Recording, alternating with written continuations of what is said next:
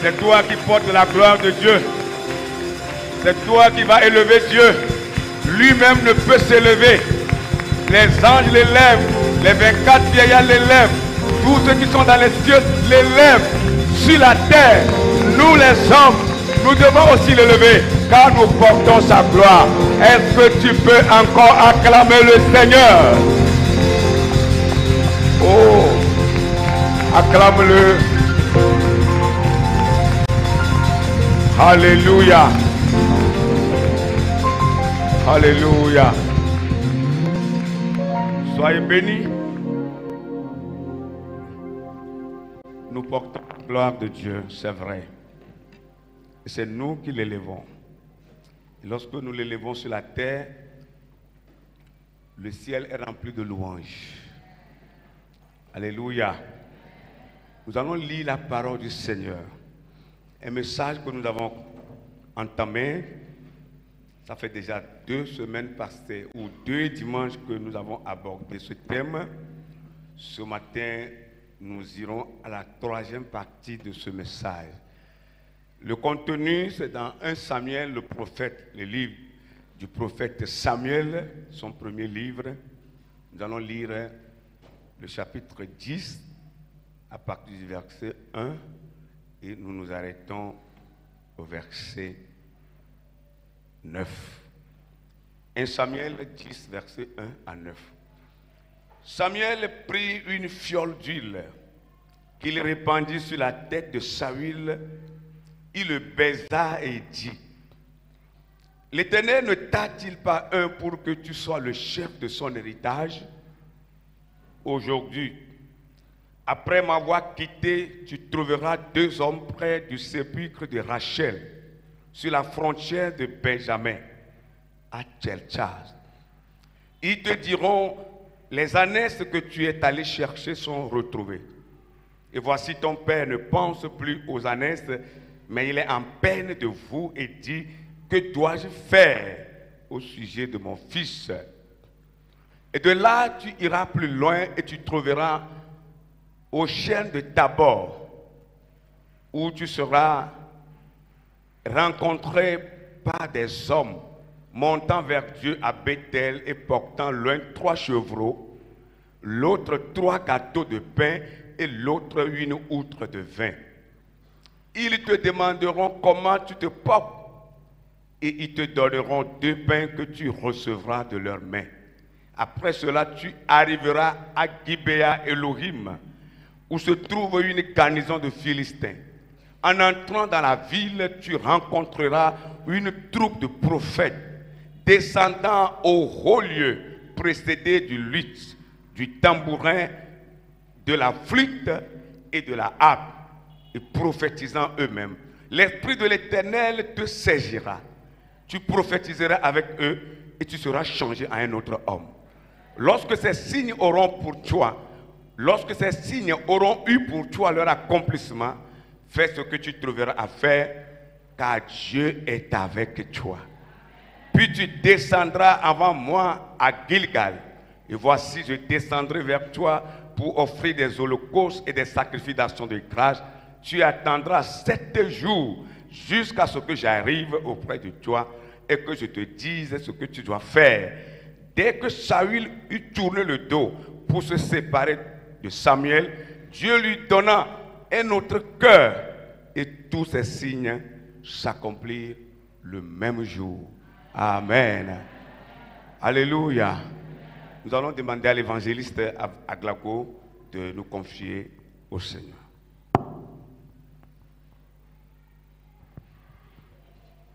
Nous te bénissons, notre Dieu, pour ce matin, Seigneur. Au nom de Jésus. Tu as créé le monde par ta parole. Tu répares tout ce qui est gâté aussi par ta parole. Nous sommes là ce matin pour t'écouter, Seigneur. Parle-nous, Seigneur. Touche-nous, Seigneur. Ouvre nos cœurs à recevoir. Bénis chacun ce matin. Que ton onction soit plus grande, Seigneur. Merci parce que tu es là. Nous te confions ton serviteur. Utilise-le puissamment. Parle à travers lui, Seigneur. Touche quelqu'un ce matin. De sorte qu'à la fin de ce culte, que chacun dise, vraiment, le Seigneur m'a visité. Le Seigneur m'a touché. À toi la gloire. la magnificence au siècle des siècles. Amen. Amen. Amen. Merci pour la prière. L'importance d'être rempli du Saint-Esprit. Pour ceux qui nous a suivis, ou nous ont suivis, si vous le voulez bien. Ça fait déjà 2 dimanches que nous avons abordé ce thème, l'importance d'être rempli du Saint-Esprit. Et nous avons pris ce passage comme notre texte de base pour développer ce thème. Nous avons déjà parlé de 2 parties. Ce matin, nous allons continuer. Mais avant de continuer, je voudrais rappeler ce que nous avons déjà dit le premier dimanche du mois ou de ce mois passé. C'est-à-dire le premier dimanche passé de ce mois.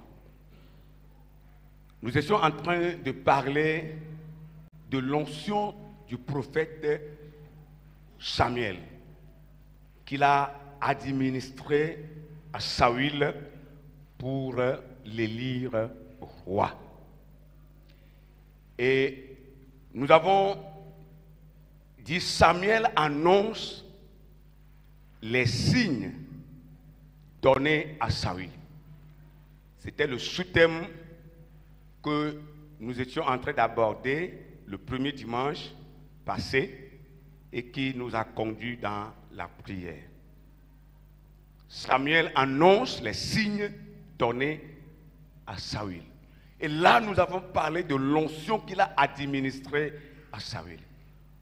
Et cette onction était administrée à Saül pour l'élire roi, pour qu'il devienne roi. Et nous avons dit que l'onction de Samuel était une onction sans amertume, sans réserve. Parce que vous connaissez bien, comme nous l'avons dit, que Samuel avait 2 offices avant l'arrivée de Saül. Son premier office il était prophète de l'Éternel. Et étant prophète, il jouait le rôle du roi en même temps. Cela veut dire qu'il avait 2 offices que lui seul remplissait. Maintenant, le moment est arrivé pour que le peuple demande un roi. Et ici, Samuel savait sciemment que c'est Saül qui devait le remplacer. C'est-à-dire, il ne va pas le remplacer en tant que prophète, mais il va lui prendre un office. C'est-à-dire, il va le remplacer en tant que roi. Et il est certain que c'est Saül qui est en train de le pousser pour qu'il laisse cet office et que lui vienne le remplir selon le destin de l'Éternel. Pourtant, il lui a administré une onction sans réserve, une onction sans amertume. Et son cœur était libre envers Saül. Et la Bible dit même, il le baisa, c'est-à-dire il l'embrassa. On n'embrasse pas tout le monde. Et nous avons dit là, que si nous sommes réellement animés de l'Esprit de Dieu, nous devons être fiers de nos successeurs. Ce n'est pas le temps de pousser ceux qui pouvaient nous succéder à la dérive ou à la géhenne. Que ce soit dans nos services, que ce soit même au sein de l'Église, dans la vie active, lorsque nous constatons quelqu'un qui est en train de naître avec une onction particulière, avec le dessein de Dieu sur sa vie, et que l'Éternel nous a dit que c'est lui qui va nous remplacer, nous devons être fiers. Nous devons être fiers de la succession. Et nous devons même lui dire des secrets qu'il pouvait aussi garder pour bien réussir. Et lorsque mon successeur réussit, cela fait ma joie, parce qu'il va passer sur mes empreintes. Mais quand il échoue, c'est ma faute, parce que je l'ai envié et je ne voulais pas lui montrer les secrets. Je veux le cœur de Samuel. Tout chrétien animé de l'Esprit de Dieu doit désirer ce cœur. Et à plus forte raison, nous qui sommes des serviteurs de Dieu, qui vous prêchons la parole. Le cœur de Samuel était ouvert envers Saül. Quand bien même il savait que c'est lui qui devait le succéder, qui devait le remplacer, que c'est lui qui le poussait à a laissé son deuxième office afin que lui vienne l'administrer. Il était fier, il était content. Et c'est comme ça que nous devons être si nous sommes réellement animés de l'Esprit de Dieu. Des fois nous parlons en langue, mais bien aimé, notre nature demeure la même. Le fait, ce n'est pas de parler en langue, mais c'est de se laisser transformer. Dites Amen. Oui, se laisser transformer. C'est ça qui est important. On parle la langue, mais on demeure même personne. Et ce n'est pas bien. Samuel s'est laissé transformer. C'est pourquoi son cœur était à l'aise envers celui-là que l'Éternel lui-même s'est choisi pour devenir roi et diriger son peuple. Et nous avons aussi parlé, abordé le premier signe. Et ces signes que le prophète Samuel a annoncé à Saül va prouver à Saül que Samuel, qui ne connaissait pas, était réellement un homme de Dieu. Les signes que Samuel va annoncer à Saül prouvent à Samuel, prouvent à Saül que Samuel, qui ne connaissait pas avant, et que c'est maintenant qu'il vient de le connaître, était réellement un homme de Dieu. Nous serons reconnus pour chrétiens à travers nos actes. Praise the Lord. Oh, hallelujah. À travers notre magnanimité, à travers notre amour, à travers notre générosité, à travers notre affection envers l'autre. C'est de cela que le monde reconnaîtra que nous sommes des enfants de Dieu. Mais lorsqu'il y a la méchanceté au sein de l'église, lorsqu'il y a la méchanceté à outrance, la méchanceté à haute dose, le monde ne peut pas discerner le Christ. C'est lorsque l'amour est là, c'est lorsque l'affection pour l'autre est là, c'est lorsque nous marchons comme les gens de même père, c'est lorsque nous marchons main dans la main, que le monde saura que nous sommes des enfants de Dieu, que nous sommes réellement animés de l'Esprit de Dieu. Mais lorsque le monde va apprendre la division, les querelles, bien-aimés dans le Seigneur, cela n'est pas bon. Et quand l'église est comme ça, ce n'est pas bon. Nous devons changer. Je dis bien, nous devons changer. Nous devons changer. Oui, nous devons changer. Bien-aimés, ce n'est pas au ciel nous irons dire la vérité, c'est sur la terre nous allons dire la vérité. Et quiconque est contre la vérité n'est pas de Dieu, parce que la vérité vient de Dieu et la vérité est Dieu. La vérité est le Saint-Esprit. Dites Amen. Celui qui est contre la vérité n'est pas de Dieu. Et quiconque est contre la vérité est ennemi de Dieu, car la vérité est Dieu. La vérité est la parole de Dieu. La vérité est l'Esprit de Dieu. Soyez contents quand on vous prête la vérité.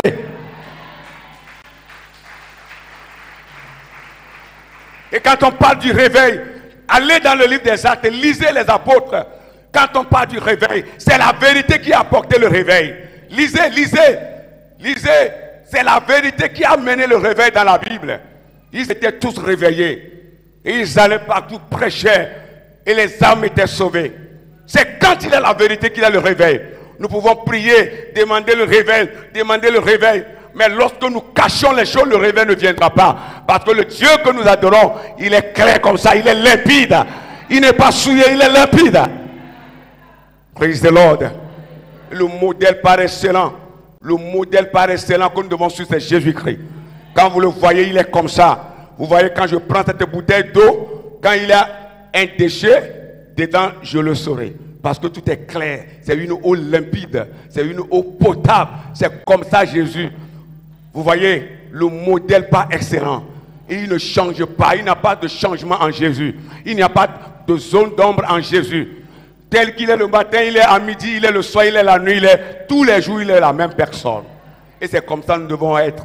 Bien-aimés dans le Seigneur, la vérité transforme, la vérité change. La vérité amène le réveil. La vérité transforme les vies. La vérité apporte la bénédiction de Dieu. La vérité fait beaucoup de choses. Aimons la vérité. Alléluia. Oui, aimons la vérité. Le premier signe, Saül doit commencer par sa nouvelle vie de roi en passant au tombeau de Rachel. Comme nous devons le lire. Nous venons de le lire et nous l'avons souligné la dernière fois. Son premier signe, c'est qu'il va arriver au tombeau de Rachel. Et c'est comme ça qu'il va commencer sa vie de roi. Et pourquoi cela? Là, son ancêtre Benjamin était né d'une mère mourante. Parce que vous savez que Saül venait de la famille de Benjamin. Il venait de la tribu de Benjamin. Vous voyez? Alors, le premier signe du prophète doit lui faire passer par cet endroit. Tu arriveras au tombeau de Rachel. Son premier signe pour devenir roi, c'était ça. Pour lui rappeler ce qui était arrivé à son ancêtre. Mais cela illustre, cela véhicule une leçon. Quelle est cette leçon? Cette leçon, c'est que Saül doit mourir. Son moi doit mourir. Le moi de Saül doit mourir. C'est pourquoi on le fait passer par le tombeau. Le tombeau signifie la mort. Il doit mourir. Lorsqu'il va accéder au trône royal, qu'il croit que c'est l'Éternel qui l'a mis là, et il aura un compte à rendre à Dieu. Il doit mourir. Sa nature doit mourir. La vieille nature doit mourir. Bien-aimé dans le Seigneur, la nature est dingue, elle doit la coup. Lorsque vous êtes chrétien, que vous êtes encore méchant, vous n'êtes pas encore chrétien. Un chrétien n'est pas méchant. Quand on voit la méchanceté dans vos actes, vous n'êtes pas encore chrétien. C'est peut-être que vous l'avez été, et que maintenant, chemin faisant, vous avez dérouté, vous avez quitté le Seigneur. Il est facile, hein? Il est facile d'être chrétien, de devenir charlatan un jour. Il est très facile d'être chrétien, de devenir charlatan. Je vous dis vrai, rien n'est difficile là. C'est une prise de conscience, c'est un choix. Lorsque vous êtes encore enfant de Dieu et qu'on lit encore la méchanceté dans vos actes, vous n'êtes pas encore devenu chrétien. Le roi Saül doit être un roi simple, un roi doux, un roi dont le cœur est doux. Il va accepter tout le monde, tous ceux qui sont parmi le peuple d'Israël, les pauvres, les riches, les dignitaires. Il va accepter tout, même ceux qui ont de la peine à adorer. Il doit accepter tout le monde et les aider, les amener vers le Seigneur. C'est le rôle là qu'il doit jouer. C'est pourquoi son moi doit mourir. Son moi doit mourir. Bien-aimé, notre nature doit mourir. Dites Amen. La nature ancienne que nous avons héritée, reçue de nos traditions, de nos cultures. Vous voyez, cette nature-là doit mourir. Beaucoup sont à l'église, mais ils n'ont pas encore reçu le changement. Il y en a même qui sont des pasteurs, mais le changement n'est pas encore arrivé. Parce qu'on peut aller se faire former, comme nous le voyons aujourd'hui. On peut aller se faire former à l'école biblique et devenir pasteur parce que c'est la formation. Tu as le diplôme et puis tu es déclaré pasteur. C'est Dieu seul qui sait si tu es appelé ou pas. Le reste, les hommes ne voient rien. C'est facile. Beaucoup n'ont pas reçu ce changement. Mais quand le changement est là, vous le verrez. Bien aimé, vous le verrez. Madame, quand il y a le changement, on le voit. Monsieur, on le voit, c'est visible. Au foyer, tu es simple. Au foyer, tu es maniable par ton mari, madame. Tu es maniable. Tout ce que ton mari dit, tu acceptes. Parce que tu as reçu le changement. Ça vient du cœur, ça vient de l'âme. C'est vrai. Monsieur, toi qui tapes ta femme tous les jours, tu n'as pas encore reçu le changement. Tu es encore dans l'ancienne vie. Tu dois changer. La nature, la vieille nature change. Alléluia. Ça change. Et c'est ce que Samuel disait à Saül en lui disant de passer par le tombeau de Rachel. Vous voyez, bien-aimés dans le Seigneur. Nous devons réfléchir, nous devons revenir sur la base. La base, c'est la transformation. Jésus dit, vous recevez la vérité. Vous connaîtrez la vérité. Vous voyez, vous recevez la vérité, vous connaîtrez la vérité. Et la vérité fera quoi? Elle vous rendra comment? Libre. Vous voyez, quand on est libre, vous voyez, quand on est libre, c'est différent. C'est différent. Mais lorsque tu n'es pas libéré, vous voyez, l'ancienne vie est là. Au village. Ça continue, ça te suit à l'homme. Ça te suit. La tradition là, ça tue. La culture là, ça tue. C'est comme ça, nous, on vit chez nous. C'est comme ceci, nous vivons chez nous. Ça va te suivre. Mais il faut que ça change. Dis-moi plus fort, amen. Mais lorsque nous passons par la mort de notre nature, nous naissons de nouveau. Nous naissons de nouveau. Pourquoi faire? Pour être à l'œuvre de celui qui est mort, mais qui vit pour toujours. C'est-à-dire Jésus-Christ. Nous passons par la mort de notre nature Mais nous naissons de nouveau. Et Dieu nous met au service de celui qui était mort, mais qui vit pour toujours, c'est-à-dire Jésus-Christ. Saül doit recevoir une nouvelle personnalité. Et au tombeau de Rachel, Saül rencontre deux hommes, porteurs de deux bonnes nouvelles. Les ânes sont retrouvés et son père s'inquiète pour lui. Ça, Samuel le lui a dit d'abord. Et cela s'est réalisé. Et nous comprenons par là que nos efforts en tant qu'humains, en tant que croyants, en tant qu'humains, sont parfois vains. Lorsque nous croyons que ce n'est pas nos efforts que nous allons arriver quelque part, c'est faux. Lui-même a fait des efforts. Il s'est promené pour chercher les ânes, mais il ne les a pas trouvés avec son serviteur qui était sorti avec lui. Mais vous voyez, Dieu lui-même les a dévancés. Et il a fait que les ânes sont déjà retrouvés et amenés même à son papa. Pendant que lui était toujours à la recherche de ces ânes. Nos efforts sont vains. Mais c'est l'Esprit de Dieu qui fait le travail à notre place. C'est pourquoi lorsque tu vas te laisser transformer, tu vas laisser ta vie inondée dans l'Esprit de Dieu, tu vas recevoir le Saint-Esprit, mon frère, ma soeur, tout va changer. Des choses que tu n'arrivais pas à faire, tu vas les faire facilement. Il y a même des choses que l'Esprit de Dieu fera à ta place. Nous allons courir pour entamer le second signe. Le second signe que le prophète Samuel a annoncé à Saül. Verset 3 et le verset 4. De là, tu iras plus loin et tu arriveras au chêne de Tabor, où tu seras rencontré par trois hommes montant vers Dieu à Bethel et portant l'un 3 chevaux, l'un 3 gâteaux et de pain et l'autre une outre de vin. Ils te demanderont comment tu te portes et ils te donneront des pains que tu recevras de leurs mains. Voilà le second signe dont le prophète Samuel avait parlé à Saül. La deuxième étape de sa marche pour devenir roi. Et cette deuxième étape de sa marche doit amener Saül premièrement au chêne de Tabor. Au chêne de Tabor. Et la Bible dit il rencontra 3 hommes. Que signifie la chaîne de Tabor? Une chaîne. Ici, l'orthographe était CH. Et je crois E accent grave. NE. Pour ceux qui connaissent la grammaire. Voilà l'orthographe. Alléluia. La chaîne de Tabor. La chaîne, c'est un arbre. C'est un arbre. En effet, la Bible avait dit logoti. Mais en fait, ce n'est pas logoti. Juste pour donner le nom d'un arbre et interpréter ce passage. Mais en réalité, la chêne, c'est un arbre qui n'est pas dans nos localités ici. Vous allez le trouver dans les localités asiatiques, dans les parages là. La chêne, c'est un arbre d'une grande longévité. Un arbre qui ne meurt pas vite.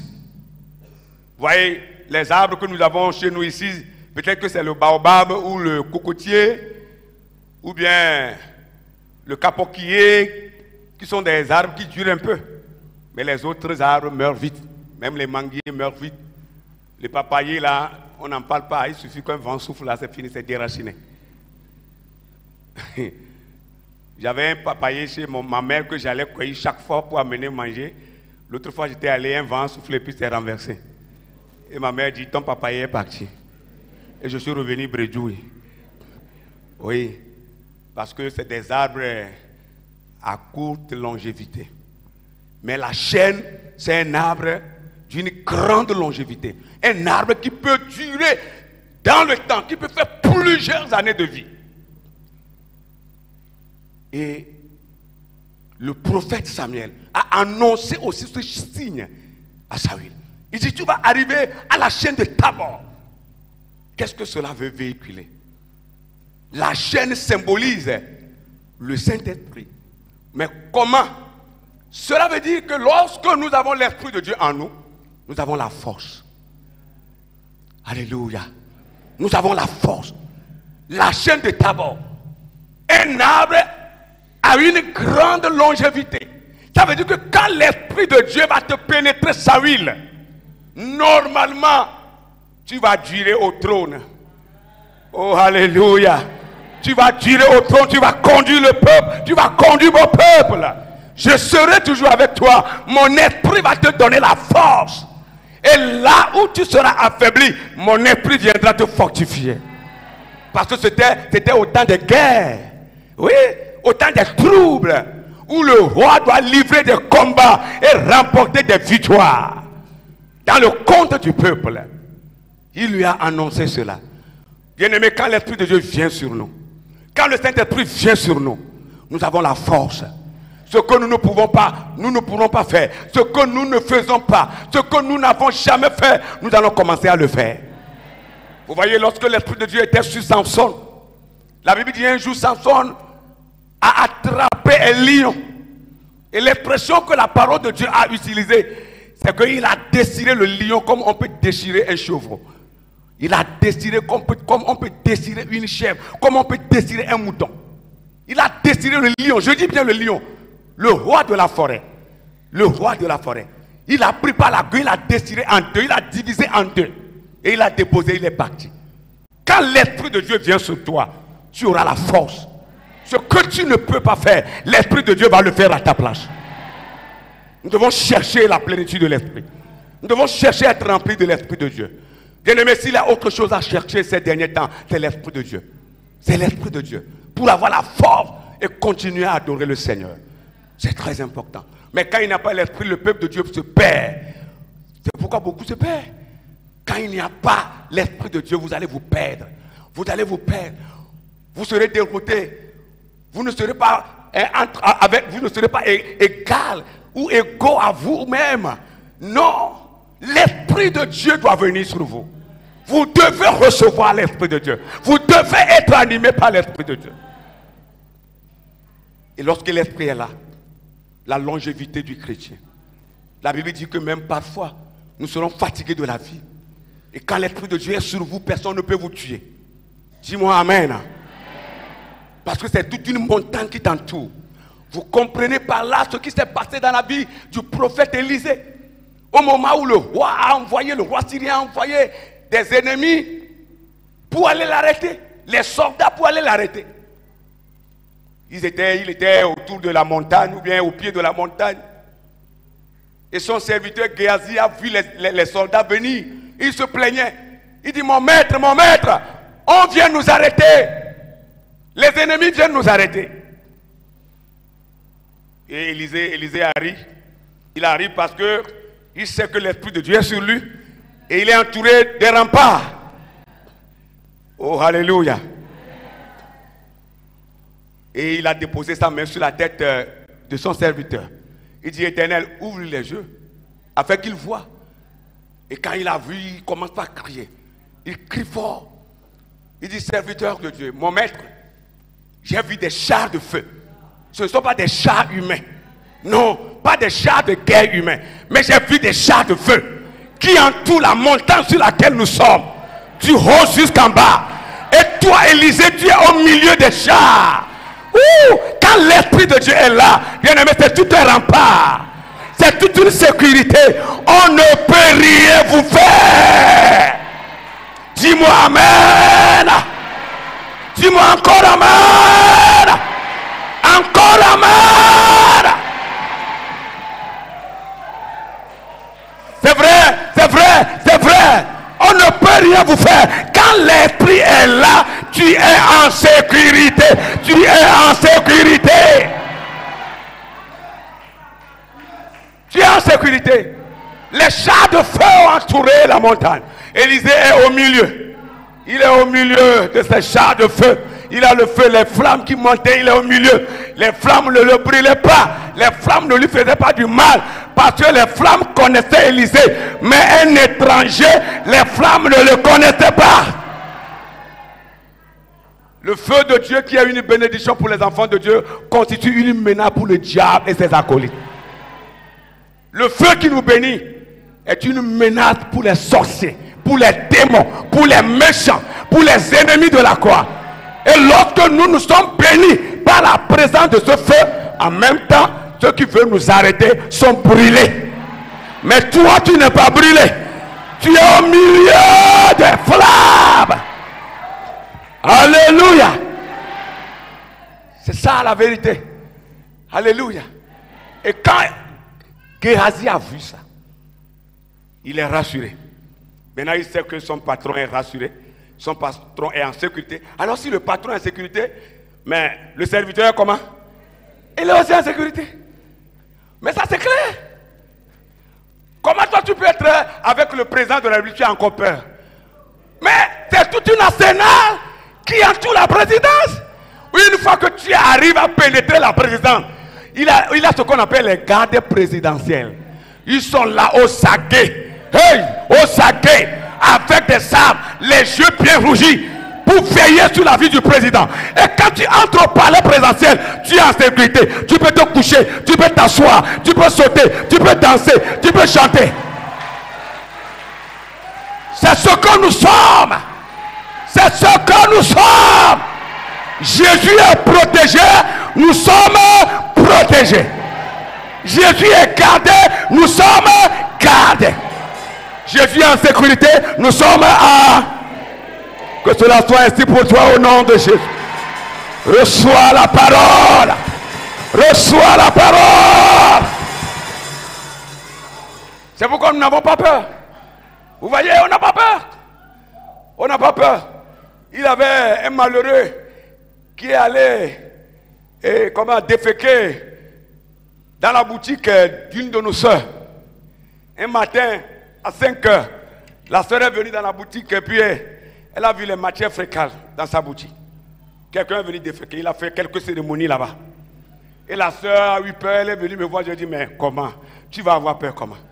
La personne a peur de toi. Sinon, c'est quand tu étais dans la boutique pendant le jour qu'il devait venir te provoquer.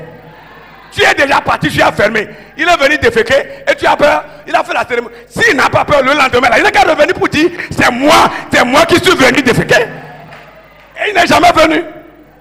Je dis, hey, mets la cendre sur ça et ramasse ça, il n'y a rien là-bas. C'est maintenant, elle vend plus qu'avant. Écoutez-moi, écoutez, le diable se trompe des fois. Tous ces manigances-là, c'est pour te donner de l'engrais, pour que tu puisses progresser. Les malédictions se transforment en bénédiction pour toi. Dans le nom puissant de Jésus-Christ. Les malédictions se transforment en bénédiction. L'opprobre se transforme en bénédiction. Bien-aimé, tout se transforme en bénédiction pour toi. Oui, pour que toi tu puisses devenir la gloire de Dieu. Quand Dieu te voit, il est fier. Il dit, c'est ma gloire qui passe. C'est ma gloire qui passe. Il est fier de toi. Dieu est fier de moi. Quand je passe, il dit, mais c'est ma gloire. Alléluia. Dans ma famille, sans Dieu, personne ne me connaît. Mais parce que c'est Jésus en moi, quand je passe, les gens me connaissent. Ouh! Les gens te connaissent parce que tu as Jésus. C'est la vérité. N'ayez peur de rien. Dieu vous donne la force par son esprit. Il vous donne la longévité. Personne ne peut te tuer comme ça. On ne tue pas tout le monde. Il faut dire ça. On ne tue pas tout le monde. Tu ne mourras pas. Je dis tu ne mourras pas. On ne tue pas tout le monde. Dis-moi encore, ce n'est pas tout le monde qu'on tue. Dis encore, on ne tue pas tout le monde. C'est pourquoi je vivrai. Parce que je suis entouré des chars de feu. Des chars de feu qui assurent ma sécurité. Je suis au palais présidentiel de mon Dieu. Je suis au palais présidentiel de Jésus. Dis-le, dis-le, dis-le. Et je suis protégé. Je suis protégé. Tu es protégé. Au nom de Jésus-Christ. Au nom de Jésus-Christ. Au nom de Jésus. Reçois la parole.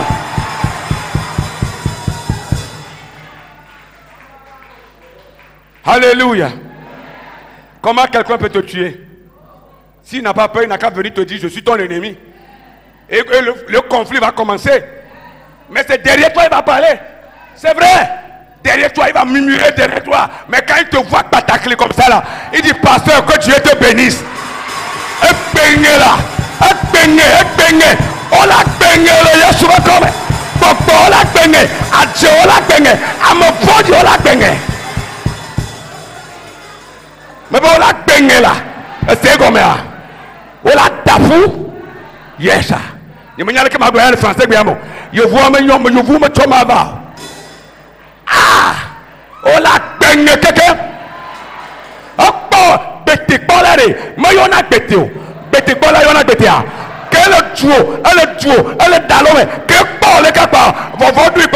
Bonjour ma soeur.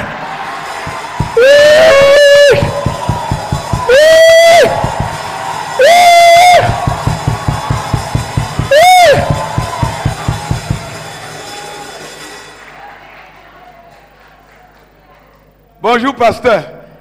Et je dis bonjour. Et il va ajouter que Dieu te bénisse. Je dis je reçois. I receive it. Je reçois.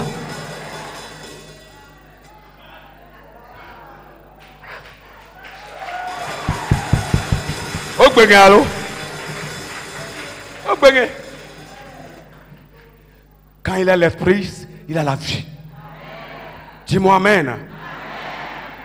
Il a ajouté Tabor. Tabor. Tabor signifie dessein. Vous voyez, Samuel est en train d'annoncer le dessein de Samuel. Son dessein, c'est qu'il va devenir roi bientôt. Il lui annonce son dessein. Tabor veut dire dessein. Le plan que Dieu a pour ta vie. Ton dessein. Bien-aimé, cherchons l'Esprit de Dieu seulement.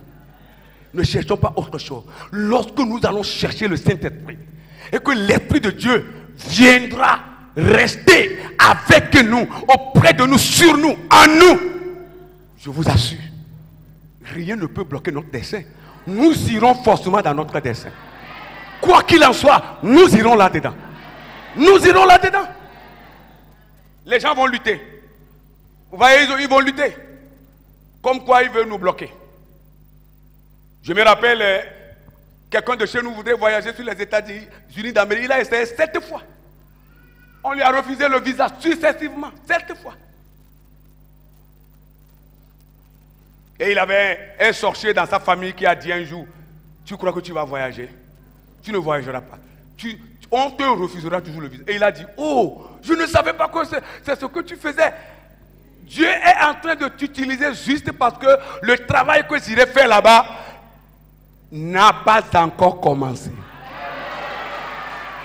La sagesse. Si c'est toi, tu vas dire que le feu tombe sur toi. Tu es mort au nom de Jésus. Non. Il dit le travail que j'irai faire là n'a pas encore commencé. C'est pourquoi Dieu t'a permis de me retarder. La 8e fois il est allé, on lui a donné le visa. Il est allé aux États-Unis, il a construit une grande maison chez nous, une très grande maison. Il en a construit même ici à Lomé. C'est vrai que vous allez me dire que tout ça là c'est vanité. Écoute-moi bien, vanité, mais c'est important. Important. C'est dehors tu vas dormir. C'est pas dedans on dort et on sort dehors pour aller au travail. Construisez de belles maisons au nom de Jésus. Reçois la prophétie.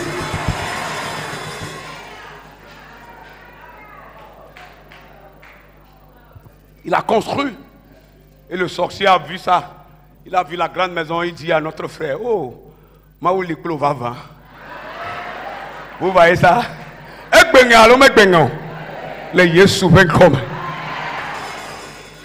C'est ça la vérité. Des fois, il faut certaines choses. C'est pour contribuer à notre destinée. Et Bethel, c'est le lieu où Jacob avait reçu les promesses de Dieu. Et avait bâti un hôtel d'action de grâce pour l'Éternel. Et ces images évoquent pour nous la force que nous pouvons recevoir des promesses que Dieu nous a faites. Quand nous lisons ces passages, ce qui doit venir normalement dans nos têtes en même temps, c'est la force que Dieu est avec nous. Dieu est avec nous. Dieu est avec nous. Et nous recevons de force des promesses de Dieu. Bien-aimés dans le Seigneur, tout ce que Dieu a dit sur vous s'accomplira. Non, ces promesses-là s'accompliront. Une à une. L'autre vient, l'autre suit, ainsi de suite. Durant tout ton parcours sur la terre, Tu vas devenir l'accomplissement des promesses de Dieu. Rien ne va l'empêcher. Il faut le croire. Rien ne va l'empêcher. C'est vrai. C'est vrai. Des fois, nous doutons. Des fois, nous avons peur. N'aie pas peur. Toutes les promesses de Dieu s'accompliront. Tant que tu es vivant ici. Mais écoute, tu ne mourras même pas avant d'avoir ces promesses-là s'accomplir dans ta vie. Tu vas les voir, tu vas les vivre, tu vas les toucher, tu vas les manger. Toi-même. Et tu seras rassasié de longs jours. Et c'est après toi-même, tu vas demander, Seigneur, prends-moi, je vais partir. Oui, prends-moi, Seigneur. Nous étions allés à l'enterrement d'un vieux pasteur l'autre fois. Quand nous écoutons ces témoignages, nous nous disons, est-ce que nous pouvons faire comme lui? Les témoignages, de bons témoignages. Un pasteur qui était à la retraite depuis, il a déjà 110 ans. Il est mort, l'autre fois on l'a enterré. J'ai écouté des témoignages, j'étais émerveillé. Waouh!